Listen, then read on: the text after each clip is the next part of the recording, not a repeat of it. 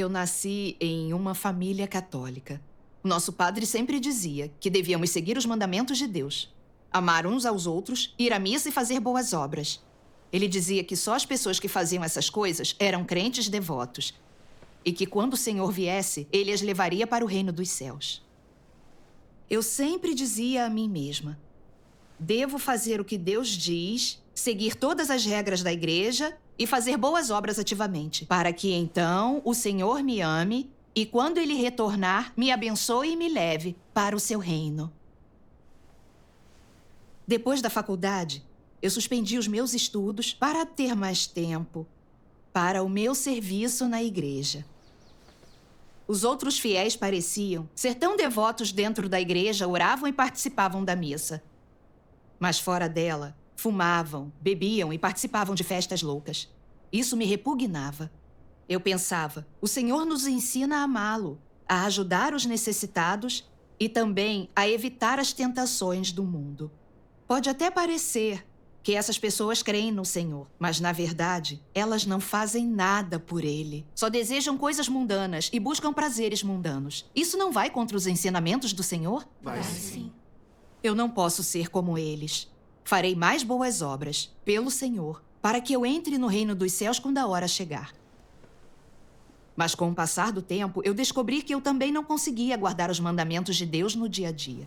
Sempre que via aqueles membros da igreja buscando prazer, vivendo livres e felizes, enquanto eu estava lutando, eu não podia evitar culpar Deus.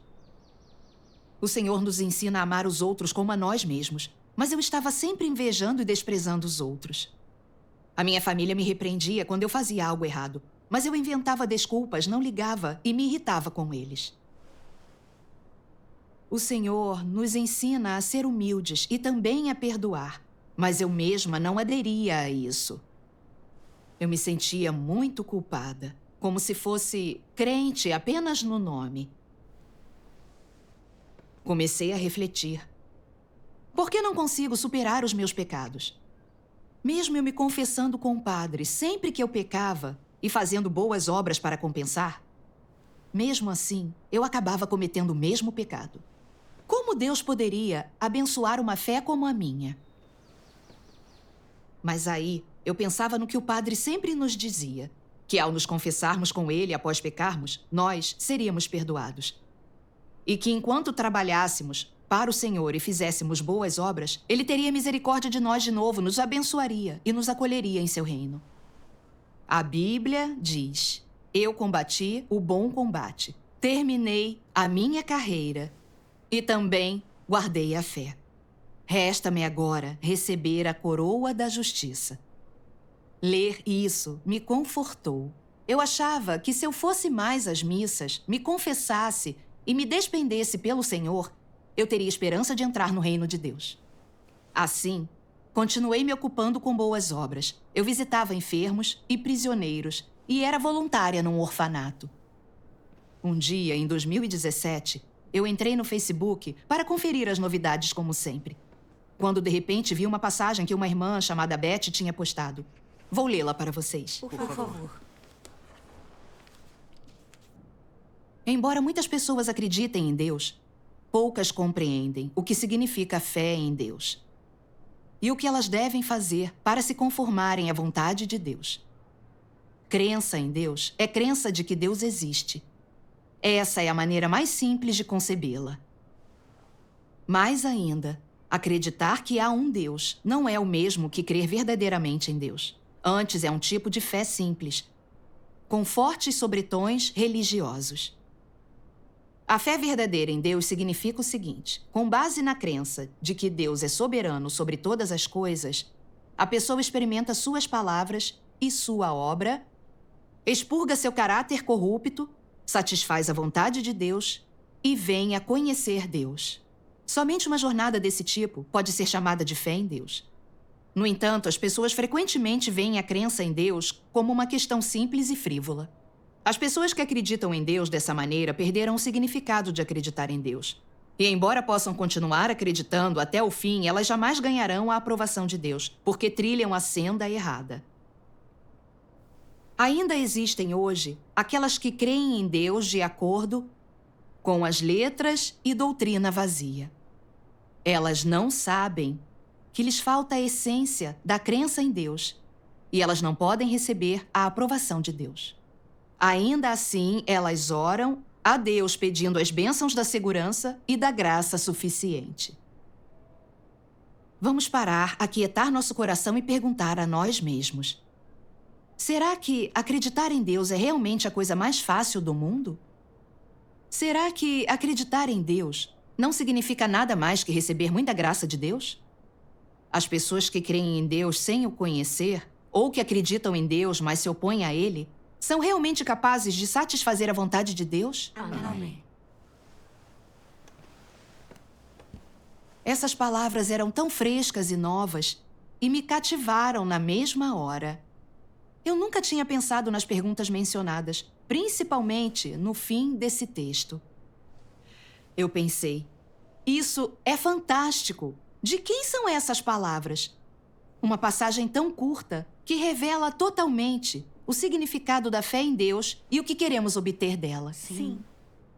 Eu contemplei essas palavras, aquietando meu coração e refletindo sobre a minha fé pela primeira vez na vida.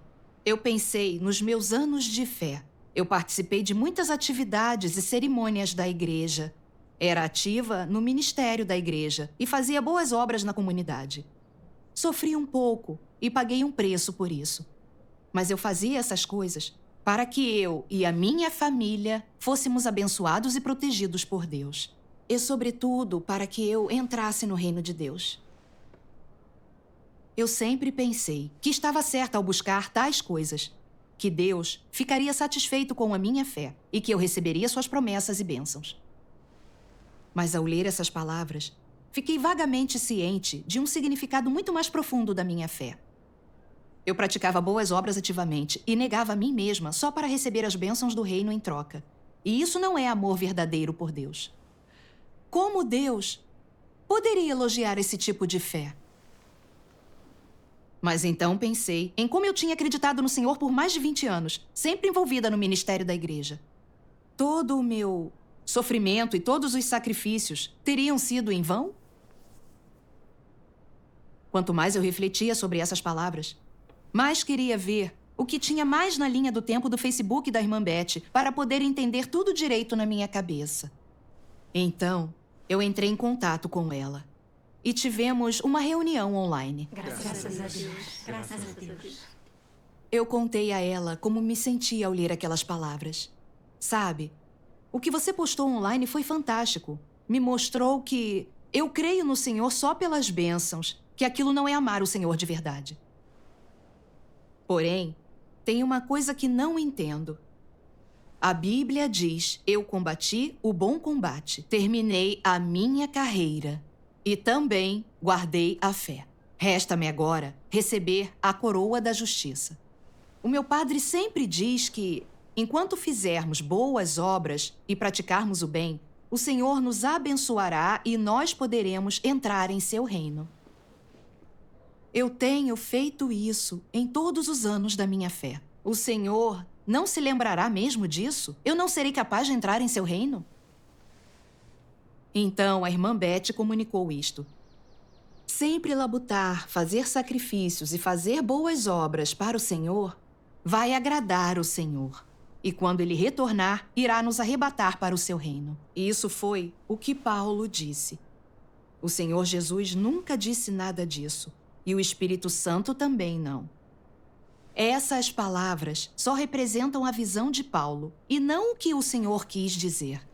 As palavras do homem não são a verdade. Só as palavras de Deus são a verdade. Quando se trata da questão importante de entrar no reino de Deus, as palavras de Deus devem ter precedência. Se seguirmos as palavras do homem, é provável que nos desviemos do caminho do Senhor. Verdade. É isso mesmo. Então, quem exatamente é capaz de entrar no reino dos céus? O Senhor Jesus nos diz claramente: nem todo aquele que me diz Senhor, Senhor entrará no reino dos céus, mas sim aquele que faz a vontade de meu Pai que está nos céus. Amém. Isso nos mostra que Deus não olha o quanto sacrificamos quando determina quem pode entrar no reino. Em vez disso, Ele olha se fazemos ou não a sua vontade. Sim. Ou seja, para entrar no reino, as pessoas devem se livrar de sua natureza pecaminosa. E devem ser purificadas, elas devem executar as palavras de Deus e obedecer, amar e adorar Deus. Verdade. Se labutamos e trabalhamos muito e fazemos muitos sacrifícios, mas não seguimos as palavras de Deus e sempre pecamos e resistimos a Deus, então somos malfeitores. Esse tipo de pessoa não pode entrar no reino. Isso mesmo. Aqueles fariseus judeus que resistiram ao Senhor serviam a Deus ano após ano no templo e espalhavam o evangelho de Deus por toda parte. Eles sofriam muito e pagaram um preço alto. Vistos de fora, eles pareciam devotos a Deus. Mas só se preocupavam em praticar rituais religiosos. Guardavam e pregavam tradições e doutrinas humanas e descartavam as leis e os mandamentos de Deus. O serviço deles era totalmente contrário à vontade de Deus e eles se desviaram do caminho dele. Quando o Senhor Jesus veio para fazer a sua obra, os fariseus se colocaram abertamente contra ele, tentando proteger a própria posição e subsistência deles.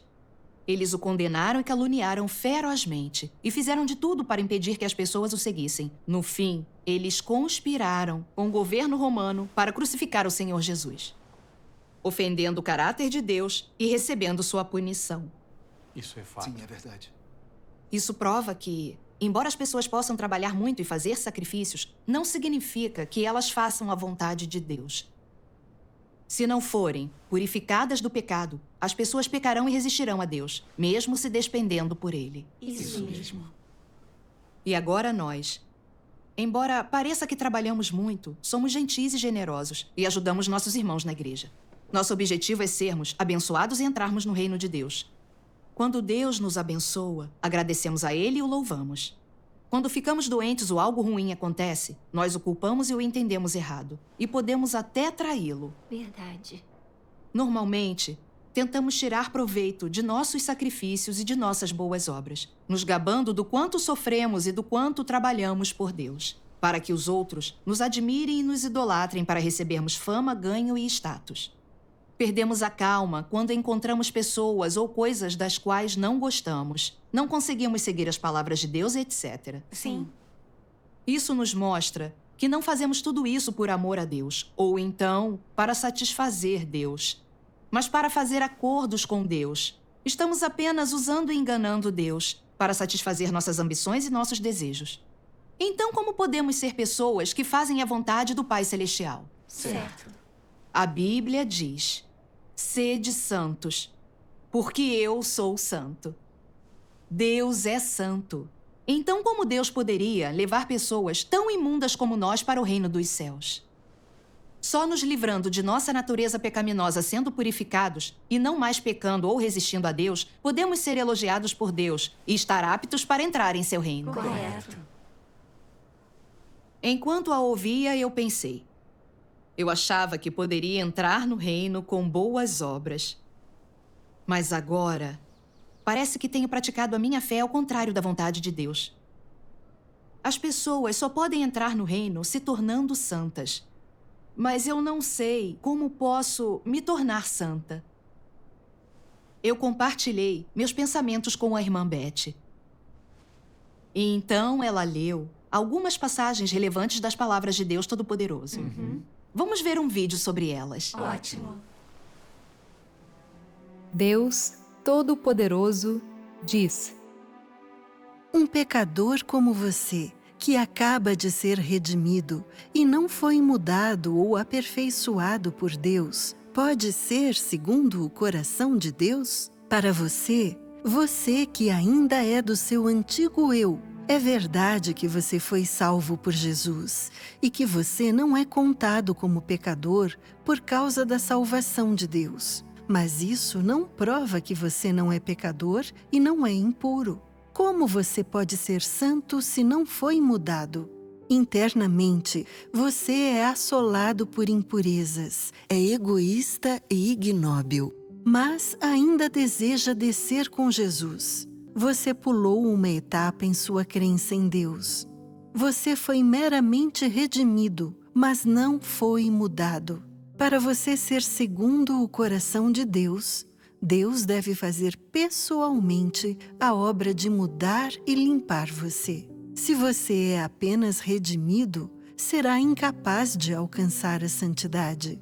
Dessa forma, você não será qualificado para compartilhar as boas bênçãos de Deus, pois você perdeu um passo na obra de Deus de gerenciar o homem, que é o importante passo de mudar e aperfeiçoar. Assim, você, um pecador que acaba de ser redimido, é incapaz de herdar diretamente a herança de Deus. Amém. Embora Jesus tenha feito muitas obras no meio dos homens, ele apenas completou a redenção de toda a humanidade e tornou-se oferta pelos pecados dos homens e não livrou o homem de todo o seu caráter corrupto. Livrar o homem plenamente da influência de Satanás não apenas exigiu de Jesus tomar os pecados do homem como oferta pelo pecado, mas também exigiu de Deus fazer uma obra maior para livrar completamente o homem de seu caráter, o qual tem sido corrompido por Satanás. E assim, depois que o homem foi perdoado por seus pecados, Deus voltou à carne para guiar o homem até a nova era. E começou a obra do castigo e julgamento, e esta obra tem trazido o homem a um domínio superior. Todo aquele que se submete ao seu domínio desfrutará de uma verdade maior e receberá bênçãos ainda maiores. Eles viverão verdadeiramente na luz e ganharão a verdade, o caminho e a vida. Amém. Graças a Deus. Então a irmã Beth disse: na era da graça, o Senhor Jesus fez apenas a obra de redenção. Após aceitarmos sua salvação, só temos que confessar e nos arrepender a Ele. E nossos pecados são perdoados. E então podemos desfrutar da graça e das bênçãos que Ele nos concede. Porque o Senhor Jesus perdoa nossos pecados, mas Ele não absolve nossa natureza pecaminosa e nosso caráter satânico. Quando Satanás nos corrompeu, fomos dominados por nossos caracteres satânicos, como arrogância, enganação, mal e dureza. Assim, nós pecamos e resistimos a Deus. É verdade. A raiz do nosso pecado é a natureza satânica. E sem nos livrarmos dela, jamais deixaremos de pecar e de resistir a Deus. E jamais estaremos aptos a entrar no reino. É verdade. É isso mesmo. Foi por isso que o Senhor disse que voltaria nos últimos dias, expressando a verdade para fazer a obra de julgamento a começar pela casa de Deus, para purificar e mudar totalmente nossos caracteres satânicos. Então poderemos ficar livres do pecado e ser salvos e ganhos plenamente por Deus. Graças a Deus. É como profetizou o Senhor: quem me despreza e não recebe as minhas palavras tem quem o julgue. A palavra que anunciei julgá-lo-á no último dia. Muitas coisas ainda tenho a dizer-vos, mas não as podeis suportar agora. Quando vier o Paráclito, o Espírito da Verdade, ensinar-vos-á toda a verdade, porque não falará por si mesmo, porém dirá o que ouvir, e anunciar-vos-á as coisas que virão. Amém. Só se aceitarmos a obra de julgamento do Senhor retornado nos últimos dias é que poderemos ser purificados da nossa corrupção. Só então estaremos aptos a herdar as promessas de Deus e entrar em seu reino. Sim. A comunhão da irmã Beth realmente abriu os meus olhos. Naqueles anos todos eu tinha pecado e confessado ao Padre e trabalhado muito para fazer boas obras. Mesmo assim, eu não conseguia parar de pecar. Agora, eu soube que o Senhor Jesus só fez a obra de redenção e que, crendo nele, nós só temos os nossos pecados perdoados. Mas a nossa natureza pecaminosa permanece em nós. Por isso, eu ainda vivia num ciclo vicioso de pecar e confessar. A única maneira de ser purificado de nossa corrupção é aceitar a obra de julgamento do Senhor retornado nos últimos dias. Aí podemos realmente amar e obedecer a Deus e entrar no reino de Deus. Isso mesmo. Esse pensamento me deixou muito feliz. Agora eu tinha esperança de me livrar do pecado e entrar no reino. Sim, agora ele está na senda. Sim. Agora eu estou na senda. No dia seguinte, a irmã Beth tocou uma recitação chamada O Salvador já voltou sobre uma nuvem branca. foi muito tocante para mim. E eu senti que aquelas palavras tinham autoridade. Ela me disse, muito animada: o Senhor pelo qual temos ansiado já voltou como Deus Todo-Poderoso encarnado. Deus Todo-Poderoso expressa muitas verdades e faz a obra de julgamento a começar pela casa de Deus. As palavras que lemos ontem e a recitação que ouvimos hoje, tudo foi professado pelo próprio Deus Todo-Poderoso. Amém. Amém. Ele veio, abriu os 7 selos e desenrolou o pequeno pergaminho. Ele revelou todos os mistérios que nós nunca entendemos e nos concedeu todas as verdades de que necessitamos para sermos totalmente salvos e purificados. Isso cumpre a profecia em Apocalipse. Quem tiver ouvidos, Ouça o que o Espírito diz às igrejas. Amém. ouvir a voz de Deus hoje foi a orientação de Deus e somos muito abençoados. Graças a Deus. Graças a Deus. Eu fiquei muito feliz e entusiasmado ao ouvir a notícia de que o Senhor tinha retornado. A recitação que eu ouvi e as palavras que li no dia anterior eram todas palavras de Deus. Não surpreende que tinham tanta autoridade. Certo.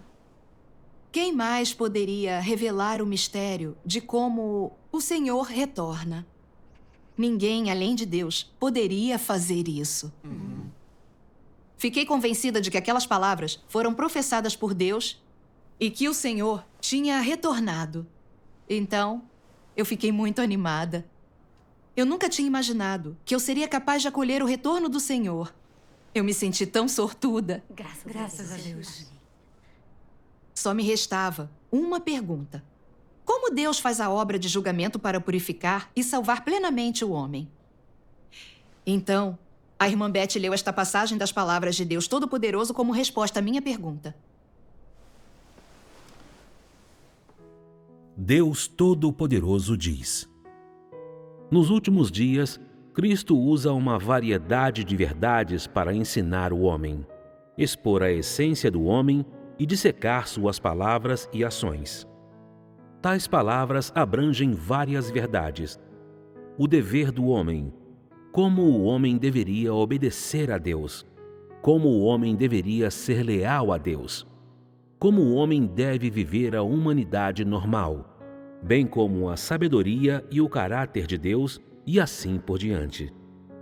Tais palavras são todas dirigidas à essência do homem e ao seu caráter corrupto. Em especial, tais palavras que expõem como o homem desdenha de Deus são faladas em relação a como o homem é a materialização de Satanás e uma força inimiga contra Deus. Ao realizar sua obra de julgamento, Deus não só torna clara a natureza do homem com apenas algumas palavras, como também a expõe, o tratamento e a poda no longo prazo. Tais métodos de exposição, tratamento e poda não podem ser substituídos por palavras comuns, mas pela verdade que o homem absolutamente não possui. Apenas métodos desse tipo são considerados julgamento. Só por meio de julgamento desse tipo é que o homem pode ser subjugado e completamente convencido a se submeter a Deus, e, além disso, ganhar verdadeiro conhecimento de Deus. O que a obra de julgamento produz é o entendimento do homem da verdadeira face de Deus e da verdade sobre a própria rebelião. A obra de julgamento permite que o homem ganhe bastante entendimento da vontade de Deus, do propósito da obra de Deus e dos mistérios que lhe são incompreensíveis.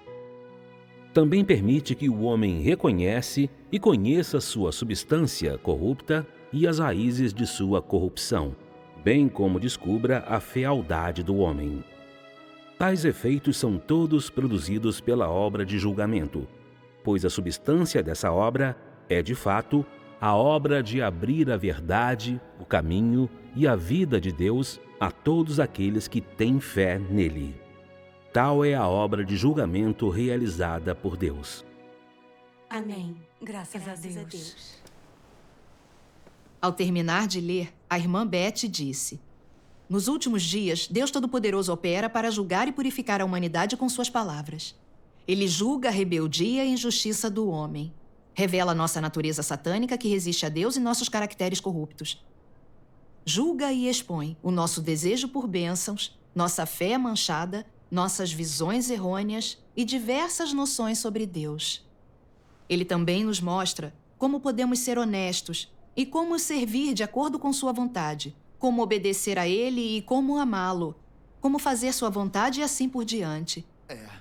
Quando experimentamos o julgamento e castigo de Deus, vemos como fomos corrompidos por Satanás e como tudo o que vivemos, nossa arrogância, enganação e maldade, vem dos nossos caracteres corruptos. Nisso nós vemos o caráter santo e justo de Deus que não tolera ofensa. E começamos a odiar a nós mesmos, a sentir remorso e a nos concentrar em praticar a verdade. Então nossos caracteres de vida começam a mudar. Tudo isso é alcançado pelas palavras de julgamento de Deus. Amém. Graças a Deus. Graças a Deus. Aí a irmã Beth compartilhou suas próprias experiências. Antes, em sua fé, ela sempre pensou que amava o Senhor porque ela se despendia com muito entusiasmo. Então ela orava sempre pedindo por graça e bênçãos do Senhor. Ela acreditava firmemente que por ter sofrido pelo Senhor, Ele a recompensaria com a entrada no reino.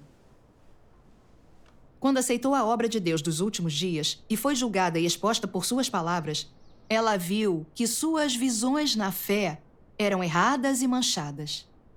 Ela não acreditava por amor a Deus ou para cumprir o dever de um ser criado, mas para satisfazer o seu próprio desejo por bênçãos e para receber em troca as bênçãos do reino. Isso era usar Deus e fazer acordos com Ele. Ela era tão egoísta, sem um pingo de humanidade ou razão. E se arrependeu totalmente de tudo e odiou a si mesma. Ela começou a buscar a verdade como Deus exigia, e suas visões erradas na fé foram corrigidas. Seu caráter satânico enganoso também começou a mudar. Graças a Deus. Ela viu que o único modo de se conhecer realmente e de ser purificada de sua corrupção era aceitar o julgamento e o castigo das palavras de Deus. Sim. É verdade. Pela comunhão dela, eu vi como é prático para Deus expressar a verdade e fazer sua obra de julgamento nos últimos dias. E como isso pode mudar e purificar as pessoas. Eu vi o quanto precisamos que Deus faça a sua obra de julgamento nos últimos dias. E que agora temos uma senda para nos livrarmos da corrupção. Eu fiquei entusiasmada. Graças a Deus. Graças a Deus. Em reuniões posteriores, a irmã Beth me falou do mistério da encarnação de Deus, de como Satanás corrompe o homem, de como Deus salva o homem um passo por vez, da história por trás da Bíblia, quais desfechos e destinos aguardam o homem e outras coisas mais. Ela me disse verdades que eu nunca tinha ouvido em mais de 20 anos de crença em Deus. Quanto mais eu lia as palavras de Deus Todo-Poderoso, mais sentia que elas eram a voz de Deus. Apenas Deus encarnado poderia expressar palavras com tanta autoridade e tanto poder. Correto. Além de Deus, quem poderia expor a verdade da corrupção da humanidade por Satanás? Quem poderia nos mostrar os erros em nossa fé e nos mostrar a senda certa em nossa crença? Quem poderia revelar os mistérios do plano de 6.000 anos de Deus e nos dizer que fim e destino nos aguardam? Eu fiquei convencida de que Deus Todo-Poderoso é o Senhor retornado. Amém. Ele é Cristo dos últimos dias. Amém. Então, muito feliz, eu aceitei a obra de Deus Todo-Poderoso dos últimos dias. Graças a Deus. Agradeço a Deus Todo-Poderoso por me escolher e me salvar. Amém. Graças a Deus. Graças a Deus.